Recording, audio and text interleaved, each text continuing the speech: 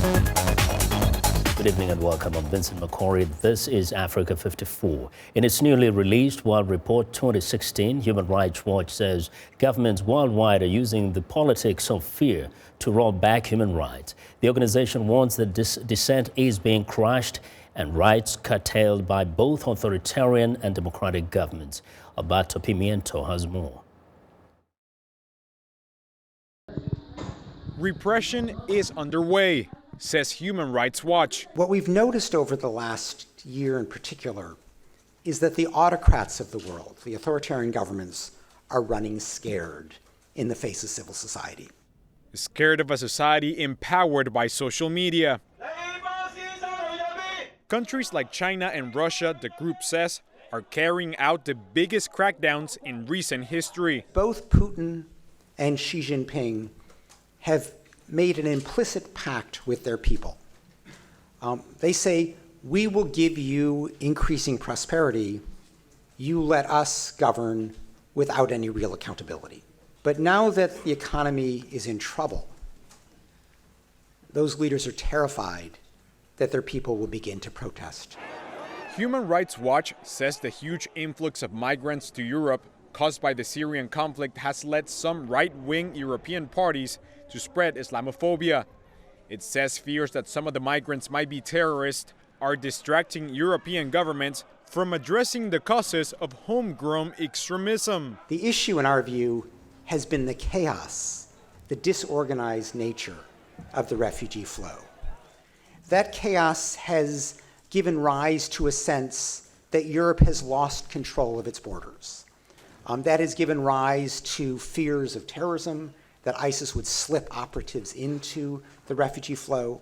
Yet the fight against terrorism in the US and Europe also worries Human Rights Watch.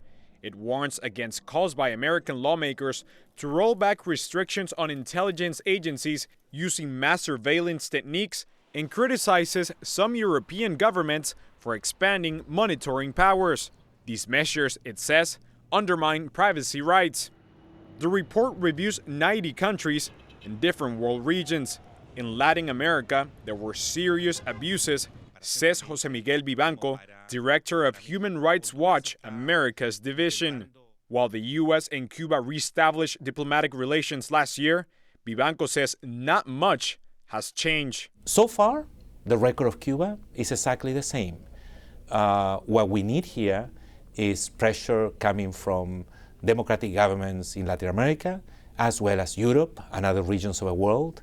Now that nobody could argue that the Obama administration is implementing and promoting a policy of isolation. Also of concern, Mexico's drug cartels and corruption, abuses by the Venezuelan government against the opposition, and the possibility that Colombia's FARC guerrillas may escape justice under the terms of the peace process now being negotiated with the government. Alberto Pimienta for VOA News, Washington. Well, for insight into the state of human rights in some of the African nations mentioned in the Human Rights Watch report, I'm joined by Maria Burnett, a senior researcher for Africa at Human Rights Watch. Maria, welcome to Africa 54. Thank you, Vincent.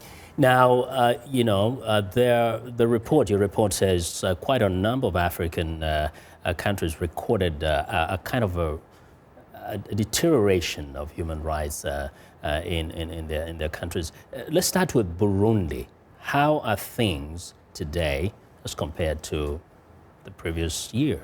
Yeah, well, clearly the last year has been a tragedy in Burundi, and we continue to document killings. We get new reports of killings every day. It's clear there have been killings by government and state security forces, armed opposition groups, and then there are a lot of killings that are very difficult to understand who the perpetrators are. So it's a devastating situation. We have 14 civil society groups that have been ordered to stop work, or their bank accounts have been frozen. We have the 4 private major radio stations that have also been shut down. Yes.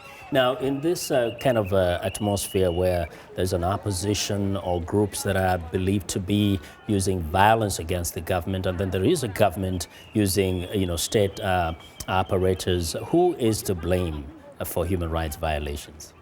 Well, in this context, clearly it's the government's responsibility to protect human rights, and we hold the government accountable. It needs to be carrying out investigations into these killings, and it needs to be holding state security forces to account.